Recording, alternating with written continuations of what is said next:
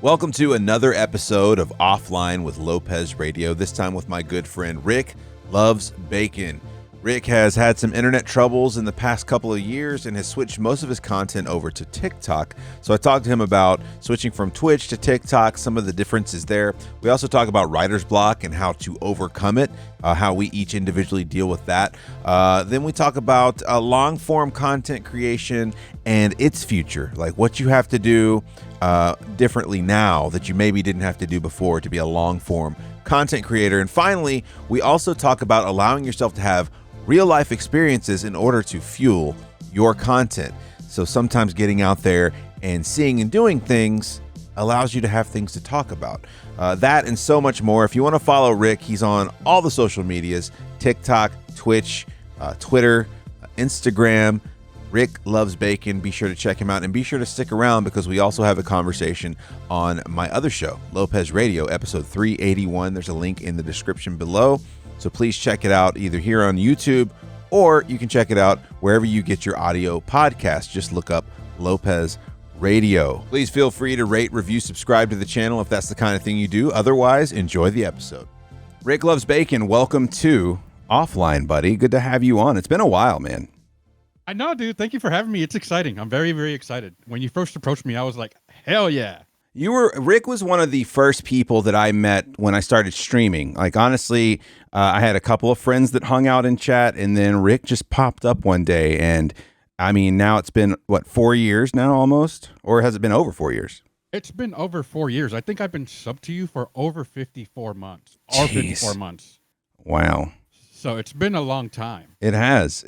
Like, and it was an interesting time because we both were just streaming DVD at the time. And while there was a lot of people doing it, it's not nearly as many as now. And you were just like, I remember you came in, you're like, I'm just checking out like people in the bottom of the directory and seeing what's out there. And, you know, your audio sounds good. And, you know, we just kind of started talking about that and going back and forth. And here we are, like, over 4 years later, and we've met up in real life. We've hung out at conventions, and it's just really cool, man. No, it's truly been a fun experience, and I still remember the day that I found you. I actually passed your channel a couple times, but I'm like, his name is Lopez Radio. I bet you his audio is good, and I'm just started looking, and everybody was bad. They were really, really bad. So I finally went back to you and stuck around for a little bit and just listened. Yeah, and it was such a great time. And you didn't even know I streamed at the time. I don't think I told you for a while either. Yeah, it's interesting because I feel like I had that with you. I had that with our buddy Curdy. Like, I had a lot of people that would come in that just had that etiquette of like, I'm not here to self-promote. I'm just here to, you know, meet people and hang out. And it was interesting because I think that you hung out quite a few times before I realized you streamed. And then and it was the same with Curdy. Like, I had no idea she streamed. Like, so it's kind of cool because we got to meet each other on this basis of not wanting something from the other. You know what I'm saying? Like, it was just we're just wanting to hang out, and it was pretty natural too. You know, that's really the best way to do it because that's how you really get to know people. Like, you definitely don't want to go and promote yourself in other people's channels. And you know, you've been in my channel where people are like, "Oh yeah, I'm going to start my stream soon." Like, okay, if you guys want to come and check it out. It's like, come on. It's like, dude, you're hanging out with me. Why are you going to try to poach my people at the same time? It's like, okay, is your party going to be better than mine? Mm-hmm. I don't know.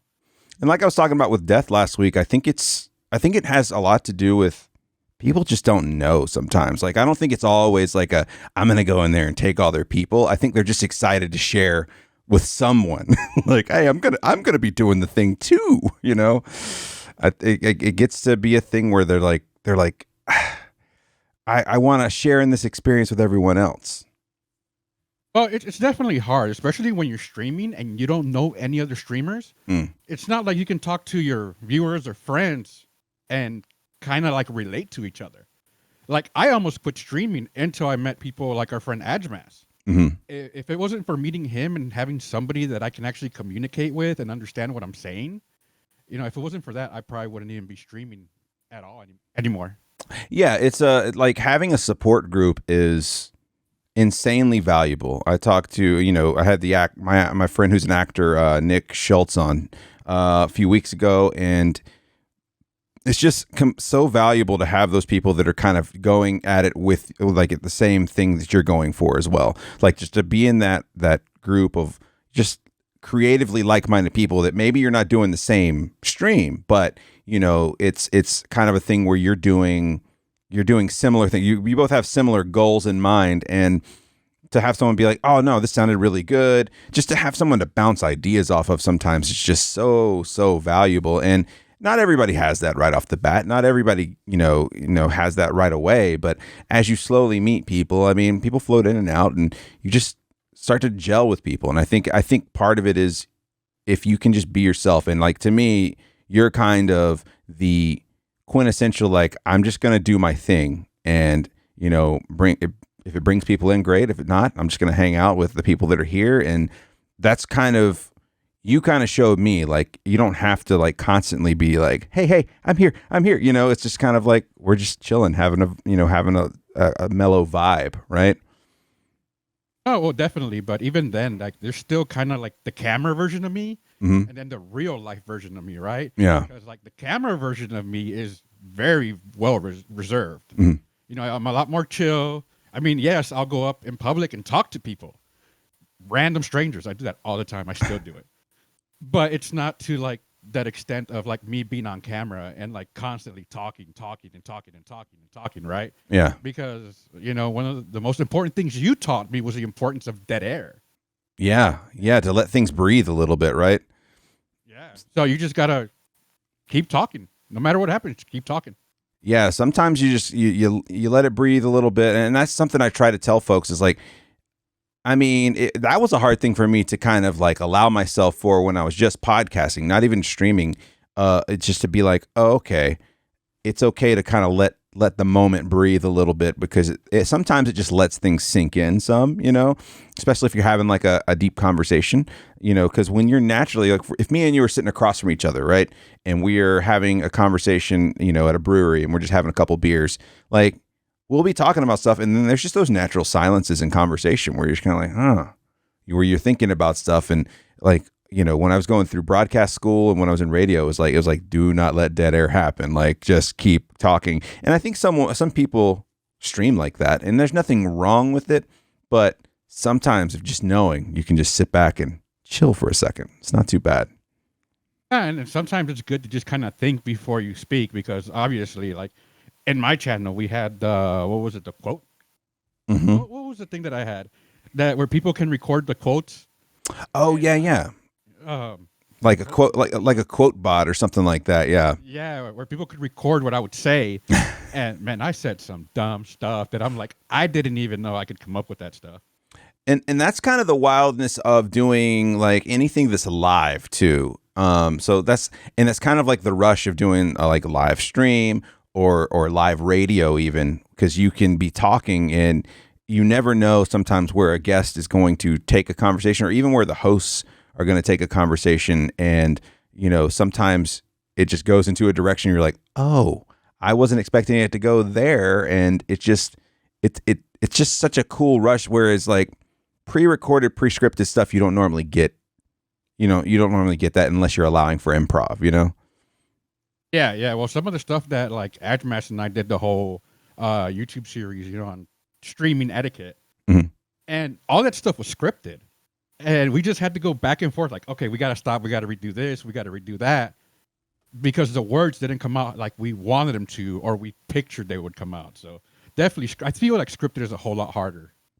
Yeah. Well, there's people who there's honestly just being in the creative space, right? If you're talking to YouTubers or you're talking to, I mean, actors, they're having to read lines that were written for them, right? Like it's, and even a lot of YouTubers do it like a script, like to intro their stuff. And like when I intro these offline shows, like I have bullet points and then I just fill all the gaps in. Like I feel like I get too robotic sometimes, and I feel like it's a skill I should probably flex a little more and try to work it out to where I can do a little bit of both, because there's a project that I've been talking with other people about that if it were to be done right, it needs to be scripted in some parts at least. So I feel like I can act more natural when it's just me putting the words together myself. When I'm reading them, I'm just kind of like, you kind of get that deer in the headlights. Like, I think I am happy for you to be here today. It just kind of feels like it's so robotic sometimes.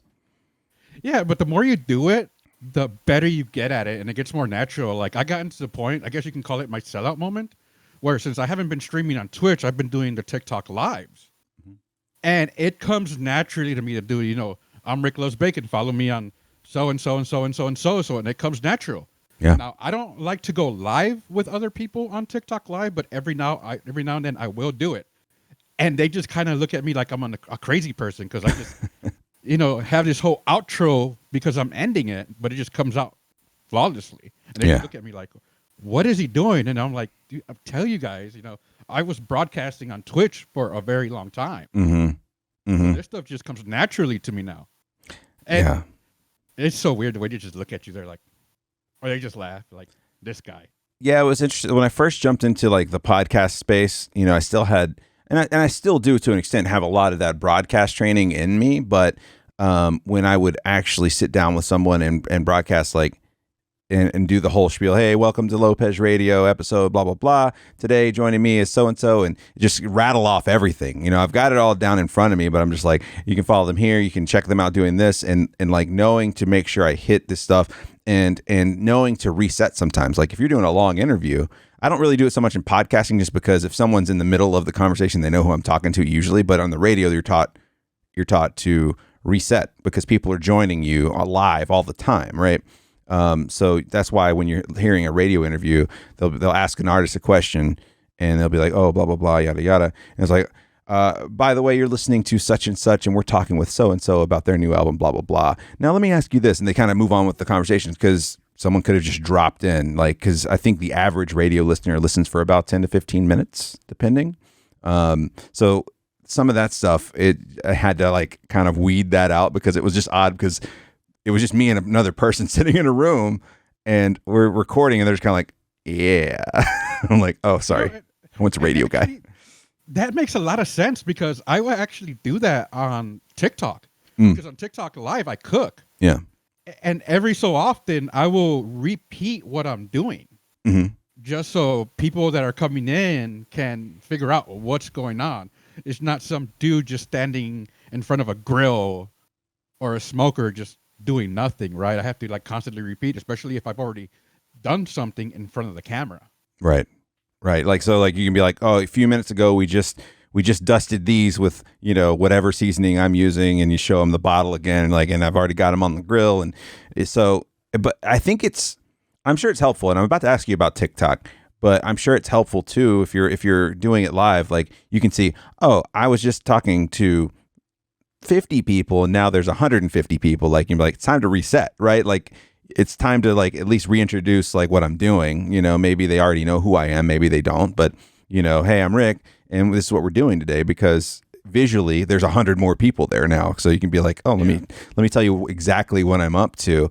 With radio, since you didn't have like that viewer, like you couldn't see exactly how many people were listening, you just had to guess. You're like, I guess every 2 questions I'll just mention the radio station and tell them who I'm talking to, because you tune in. Like if someone were to tune into the middle of this and there's no visual to it, there's nothing, like they'll be like, who's he talking to? What are they talking about? So it all kind of makes sense. But what I did want to ask you about, because we've known each other a long time and we're going to get into kind of like your hiatus from Twitch and stuff like that and Lopez Radio, but you've made a pretty big transition over to TikTok. And you're doing a lot of stuff there. What do you think are there any glaring differences in your eyes to TikTok, whether it's live or pre-recorded, compared to Twitch? There's definitely a big difference. For one thing, I'm not used to short form. So that took a lot to like recognize. It's like long videos, people don't watch those. So over time, when I first started TikTok, I started late in the game. So right as I started TikTok, people were like having the mass follows and people grew a lot when I first joined TikTok, which was just a bit over a year. So I got in a little bit after that. So my growth has been kind of slow but steady. Actually, I think I get more followers out of my lives, but it's definitely a different platform. I could almost say I say that offline is kind of the voice of self-awareness for content creators, but TikTok can be kind of cringy, almost cringier than, the up and coming Twitch streamer that does everything they can to grow, but they just never grow and things just don't work out. I feel like a whole different animal. Yeah, and I feel like TikTok kind of embraces that cringe a little bit. Like it's supposed, like at some points when you're going through like late at night and you're just kind of scrolling through TikTok, it's just like everybody kind of just kind of like, how cringy can I make this? It's all awkward. Like I don't feel like I feel like there's some cool stuff there. Like you told me about like the mini documentaries that go on there and stuff like that, and some cool stuff, but for the most part, when it's just Joe Guy recording something or some girl recording, an awkward, sexy dance or something like that, and you're just kind of like, oh, like it's all like that, and it's kind of like part of the culture. I feel like. I don't know if it's part. I mean, I guess it could be part of the culture. I just think people don't know what they're doing, because now you have your phone, which allows you to broadcast automatically, to a whatever, how many people. You can record, submit it. Sometimes you'll do well, sometimes you don't. But people don't know what they should be doing. People are like, well, why don't you like to go live with other people? I'm like, because sometimes I won't vibe with other people. Like, people like to come in and talk to me because I give them that personal attention. Once other people come into play, they're not getting that personal attention anymore. Yeah. Don't get me wrong. I've had great instances where I've had other people live with me and I'm just having a blast. But that's just far and few in between that those happen. I guess it's kind of similar when you bring someone on to like game with, right? On Twitch sometimes. Like sometimes you get people in that maybe aren't quite, maybe they're not a streamer and they're just used to being able to talk the whole time. They don't understand why there's so much silence. Like when I stream with anyone else that's also streaming and we're playing something like Hunt Showdown, for instance, there's just these long periods of silence because they're talking to their chat. Obviously a good collaborator will use push to talk. They won't talk to their. You guys had a video about that. Like they won't talk to their chat through your Discord. Like they will mute themselves, talk, and then they come back.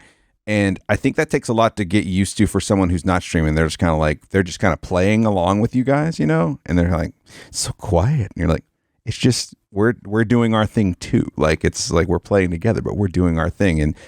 And then there's the vibe thing. I think the vibe thing is huge as well, because I run into that with podcasting. Me and Death got into that a little bit last week, where I was talking about how I was so happy that he had like you talk to people like you and like Death who have like the gift of gab, and they're able to just talk, and even if there's a little bit of silence, they can kind of like marinate in it a little bit and then continue talking. It's not like you get some of those guests where you just have to like I was telling them, you just kind of pull it out of them. Like, all right, so what's next? And they're like, yep.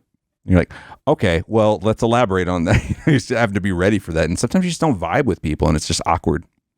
Oh, it can be very awkward, especially like that's why I don't like to play with other streamers.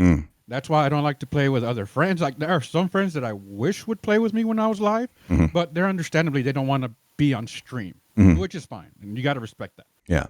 But at the same time, it's like, okay, so you're just going to play with these people that are going to make it awkward, or you're going to play with the streamer that refuses to use push to talk. Ugh. I've had so many people tell me to fuck off because I try to get them to use push to talk because we're both streaming. Yeah. And I'm like, well, that's your choice. That's fine. Like, that just means I won't play with you. Like, we do have a great chemistry, but, we're both doing our thing, and we got to respect each other's area. Yeah, we'll play some offline games or something like that, like whenever, some other time. But yeah, there's just people that don't want to understand it, or they don't care, and that sucks. But at least you're able to make that call. There's people out there who they're like, well, this is my friend, and I don't want to. It doesn't have to be awkward. Like it's just like what we were talking about last week. Like it's just like setting those boundaries of like, all right, dude, like I want to play games with you, but like I can't have you jabbering in my ear while I'm trying to focus on also talking to my chat, because people are here to hang out, and I'm here to kind of talk with them too. Like it's a double-edged sword. It's a two-way street there. Let's see. Oh, we were talking about TikTok and your move over there. So the pre-recorded content, the live stuff's a little different. What do you miss about Twitch? Like I know you've been gone for close to 2 years. No, it hasn't been that long. Well, I was on and off for quite a bit Yeah. because of all the health issues, and then my internet taking the crap. Oh man, the internet saga. Oof. The internet was just a disaster. I felt like I was in the Stone Age. I had to feel terrible. So what is it like? So since you've been gone, like what have you missed? Have you missed anything about it? Oh, I miss everything. I miss the interactions, just talking to all my friends, playing games and just entertaining people. I still have people. I have people that have followed me from Twitch over to TikTok. Mm-hmm. And as soon as I'm live, they're Johnny on the spot. That's and awesome. It's like, hey, when are you coming back? And, there's been a lot of support. So, and it's been really cool for the people. I know you and Kitty Cosmo were talking, like the people that'll follow you anywhere, but they never do. Mm-hmm. I've actually had a couple of those people, and it's actually been very humbling to have that support. Yeah, it's nice to have that, like, just to have those few people that are just those ride or die folks, and it's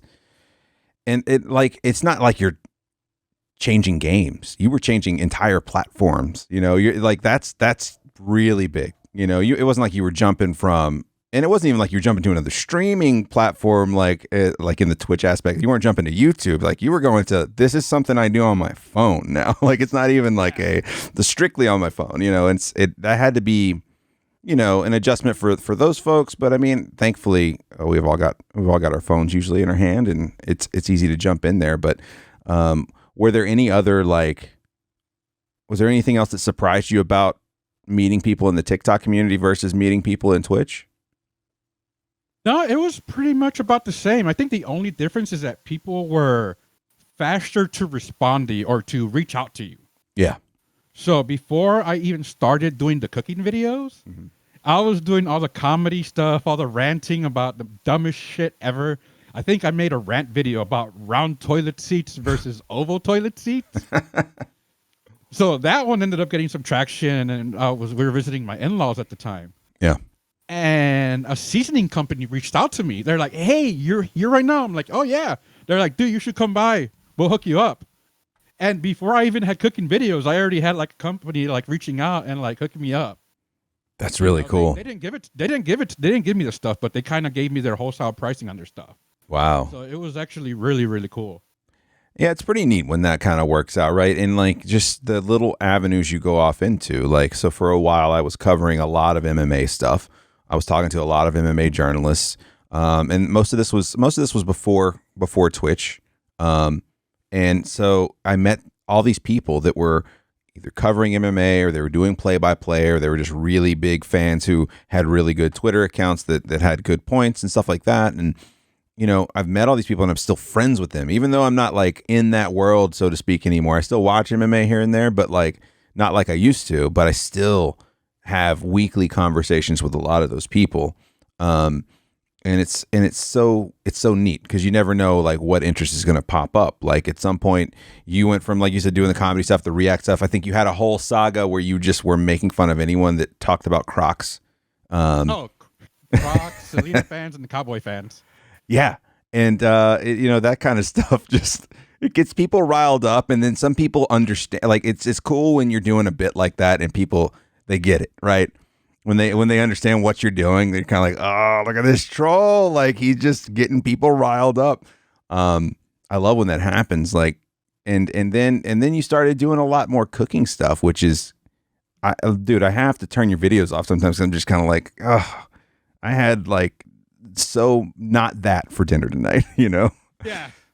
It's really cool. That, like, what do you do with all that food, man? I mean, you eat it obviously, but you just have so much of it. Oh yeah. People are like, my buddy Adjmash last night was like, dude, do you cook for the entire week? I'm like, yeah, pretty much. And then you take like pulled pork and you make pulled pork tacos, you make pulled pork grilled cheese. You come up with whatever concoctions you can think of so the food doesn't go to waste. Man, if you want to salivate, at RickLovesBacon on TikTok and Instagram and Twitter and Twitch, but I mean mainly TikTok and Instagram, because he'll post all those videos there and he'll just be, oh, I'm just casually smoking a rack of ribs, or hey, look at these giant stuffed poblanos I did. You're just like, oh my god. Oh, bacon wrapped even. Oh, you just saw that I put that out this morning. Yeah. I didn't realize you seen it. Oh yeah, I saw it. But trust me, I see all of it. It makes me salivate.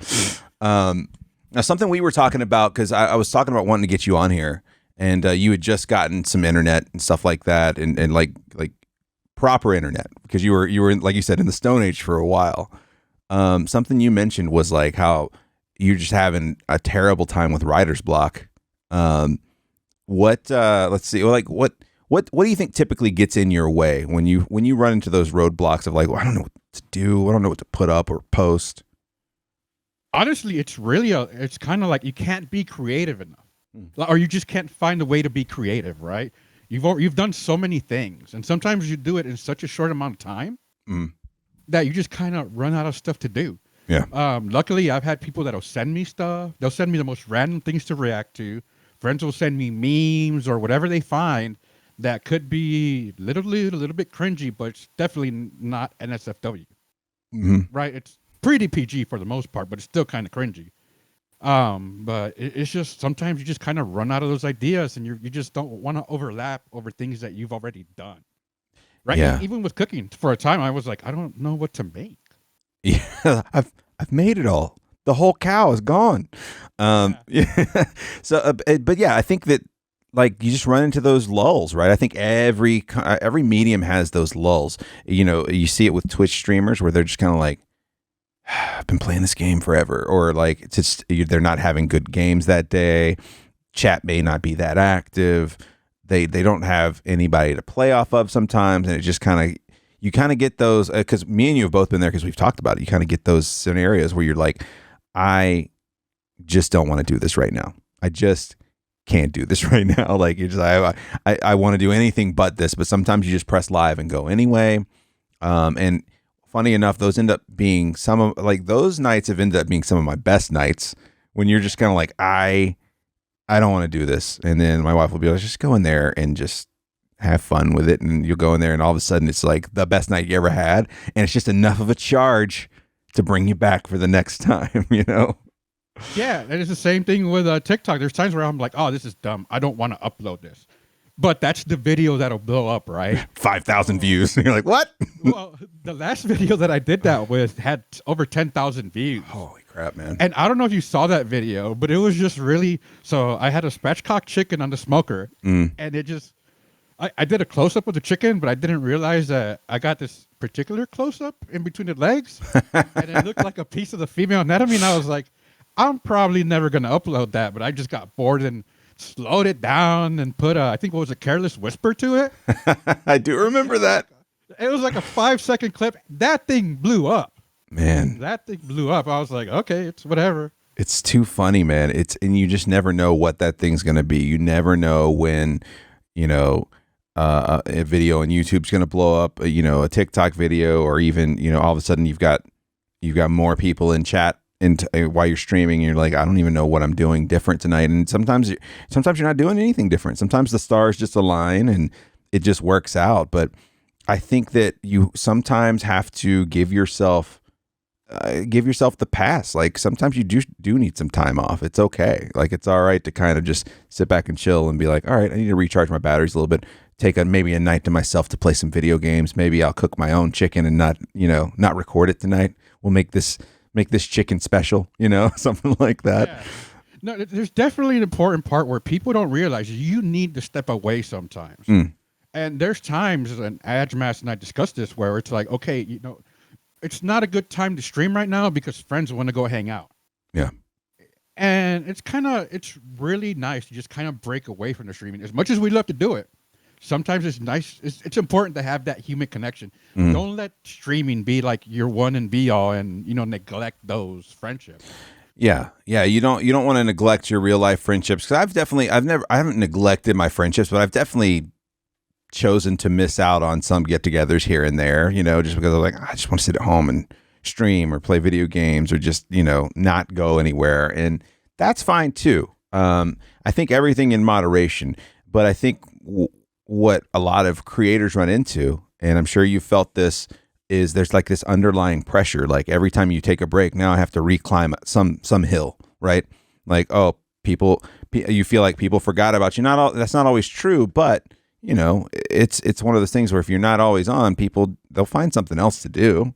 So it's like that pressure of like, I don't want to lose those folks. Like I definitely had to come to grips with that once we had a kid. It's just kind of like I can't stream as much as I used to, and that's okay. Like I was fine with it because like it's time now. That's time with my kid, and which is great. And but like it's still weird because you spend at the time 3+ years kind of just grinding at this thing. It's like, nope, every Tuesday, Wednesday, Thursday I'm here, every Sunday I'm here, and it's built into your lifestyle. And to break that, like a lot of people have trouble dealing with that underlying pressure of like, I got to put something out, something's got to go out. Yeah, no, there's times where we've gone out with other, Twitch friends, and they're like, "Oh, well, we got to go because I got to go live now." And we're like, "But we're having a great time." They will understand. I will 100%. Yeah, I will 100% cancel a stream if I'm having a good time with friends. Like I'm just like, oh man, I'm having another beer. We're sitting here just hanging out. It's going to be a good time. And if you sometimes you just got to give yourself the pass and just live a little bit of life, because what does that do? Like what is doing that helps with it always helps me get out of writer's block because it gives me an experience to talk about. So then you'd be like, oh man, I was out with Potato Tot the other night and we were having beers and we were, and we watched these movies and I didn't realize, like you never know where that's all going to lead. Right. So I think that some people fall into that trap of not allowing themselves to have some experiences in the real world, because that gives you things to talk about when you come back to, creating whatever content you're creating or doing whatever you're doing. Like, I think you need those things. It's definitely an inspiration because like so like when I had my last writer's block, it was really, it stopped because I was hanging out with my friends and they gave me all these ideas and I was just like, okay, light bulbs on. Yeah. We got to start doing things because they've inspired me, and they could just be like the most random thing too. I don't remember what it was at this point, but yeah, and you could call it FOMO if you want to. You could call it whatever. Like sometimes you're just kind of like, man, if I wasn't here for this, I wouldn't have this inspiration to now do this video or now do this one thing that I've been wanting to try, because I wouldn't have known about it, or I wouldn't have thought of doing it, something like that. Because there's been so many times, and this kind of came up with Death a little bit, but like there's been so many times where had I not been paying attention to chat, like chat just spawns sometimes these bits that come up, and now they become recurring things. Or you'll be sitting around talking to a friend who's like, it'd be really cool is if you did something like this, and you're like, I never thought of doing that. Like that's kind of cool. Like you just get those inspirations and you never know when they're going to pop up. So you got to have some experiences. Oh no, definitely. Like, I mean, we have mutual friends that they're like, hey, you should do this because it's going to be awesome. And I'm like, okay, I'll do it. And of course it's awesome. So any idea, you can't discount those ideas. And right. There's times where people are like, they don't want to take that advice either. Right. Mm-hmm. They just kind of like, oh, I know what I'm doing. Well, obviously what you're doing is not working. Right. Well, and sometimes it becomes like a thing where you just don't want to give it a chance. Right. You just kind of, you're like, that's kind of cool. Kind of like when you're excited about a TV show and you got a friend that's never seen it and you're like, oh, dude, you got to check out blah, blah, blah. They're like, okay, blah, blah, blah. And then like 2 years later, like, dude, I just started watching The Wire and it's amazing. Just something like that. And you're like, dude, I told you about that like 3 years ago or something. And it's always interesting. And but I mean, I think that's a really good way to combat writer's block. Like, even if you're not going to hang out with friends, go do something you haven't done before. Go to an ice cream shop on the other side of town, or just go do something that makes you break the cycle of what you're doing. Because especially with someone like you, someone like me, we've got day jobs and they're pretty much cut and dry, right? You're like, all right, I'm getting up, getting ready, got my routine in the morning, get in the car, get to work, do my day, come home. Like, it's just, you kind of get locked into that. And those days where you get to break out of that usually ends up being the days you remember. And usually it gives you something different to talk about instead of how was work today? Oh, it was fine. Dealt with a couple of assholes, something like that. It's just, you need that stuff to break it up. And I think that gives you more ideas and things to do, And on top of that, life in itself, it's hilarious. Because you just see the strangest things out there, no matter, especially these days. Oh yeah. People have been so isolated that they forgot how to people. Oh man, they absolutely did. So it's just a shit show of a world that we live in nowadays.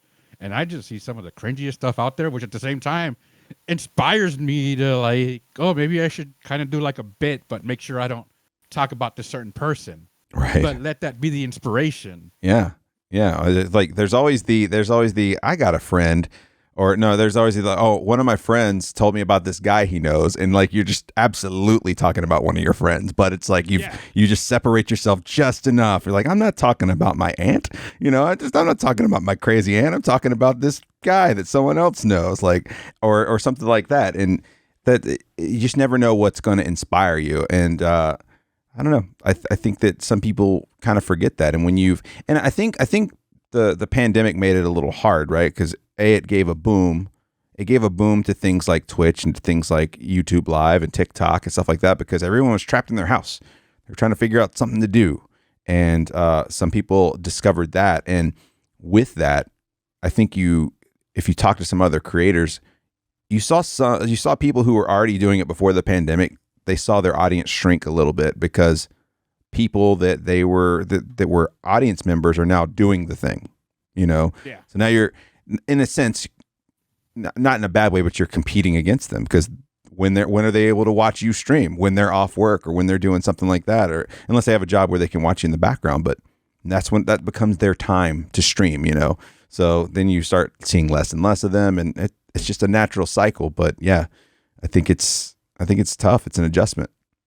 Yeah, but on the bright side of that, like with things like TikTok, it brought so many creative people that are just so entertaining. Mm-hmm. You have people that would have never done anything, like this, but now they're like, oh, I can do this stuff, and they do a really, really good job of it. Yeah, and it's been pretty. That in itself has been pretty inspiring. Mm-hmm. That you have so much talent that's come out of it, where you have people that are now getting commercials and getting endorsements. Yeah.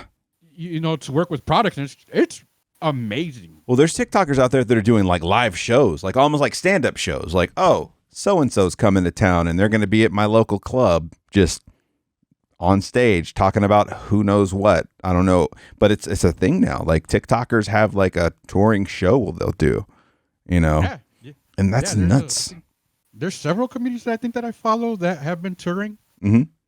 For a while now, it's like, wow, this is insane. Yeah, and they got their start on TikTok, which is like they had zero audience, at one point, and then all of a sudden something of theirs blew up on TikTok, and now people want to see them live, and it's just got to be a mind fuck, to be like, people want to pay to come hang out, like, and come see me do stupid shit on stage. And that's kind of one of the other things that I find cringy about TikTok, though, is like, okay, so you show off this persona in your videos, right? Mm-hmm.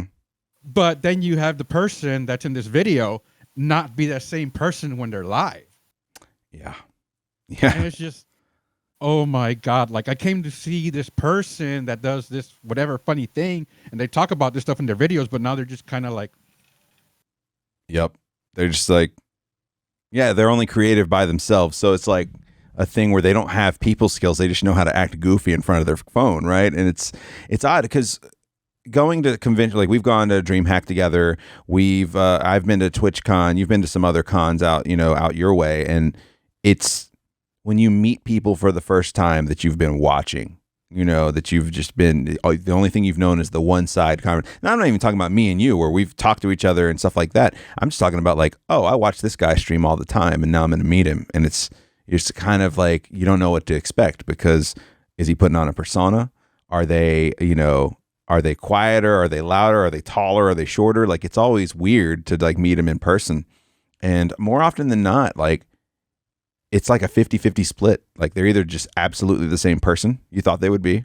Like, when me and you met, I was like, it was like we had never not known each other, Yeah.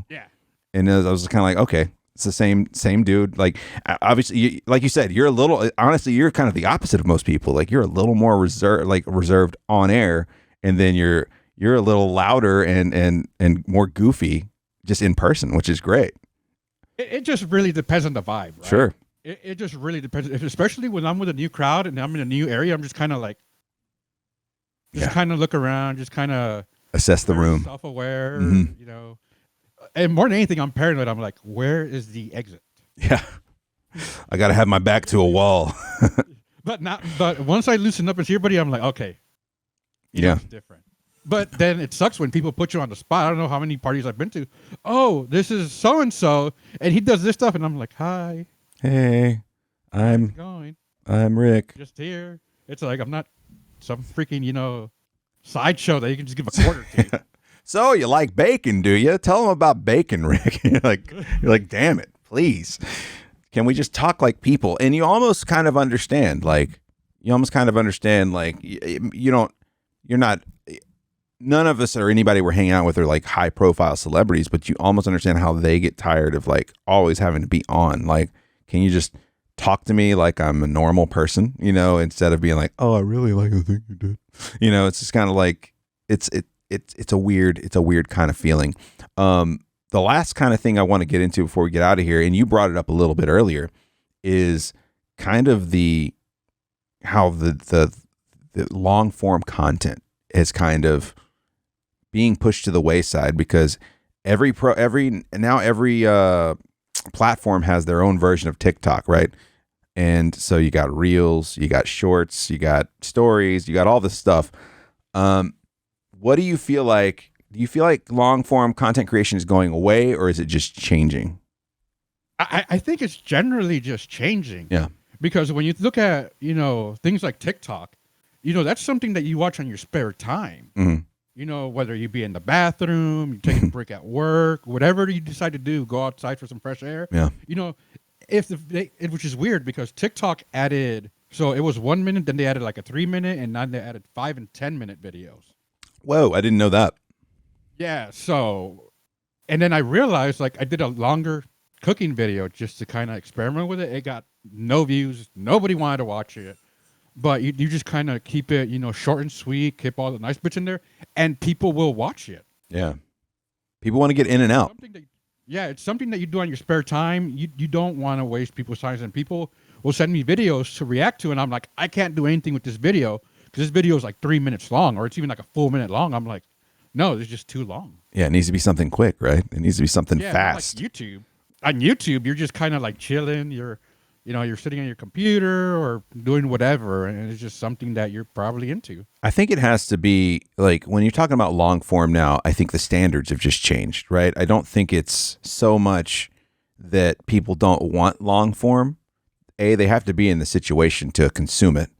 But B, I think that just the quality, like, especially to break in, right? Some people who are established can sit there and talk to a camera and be fine.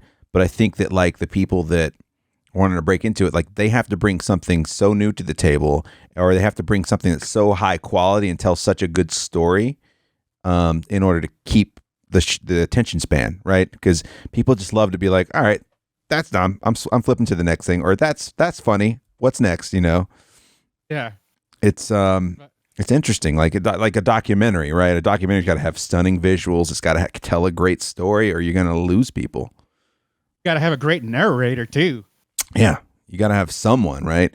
I think that a strong community foundation can, like, of someone who started early can just keep going, right? You've got plenty of people who just talk and they're fine, but like it's much tougher to collaborate with long form stuff because it takes up so much of the creator's time. Like, that's the little bit of times you do get those rare instances where people collaborate with each other. It's so few and far between because they're all so busy. You're editing, you're writing, you're trying to figure it all out. So like if you're playing that long game and you really want to do long form content, I feel like you have to really be on top of your game. You can't just half-ass it and turn something on.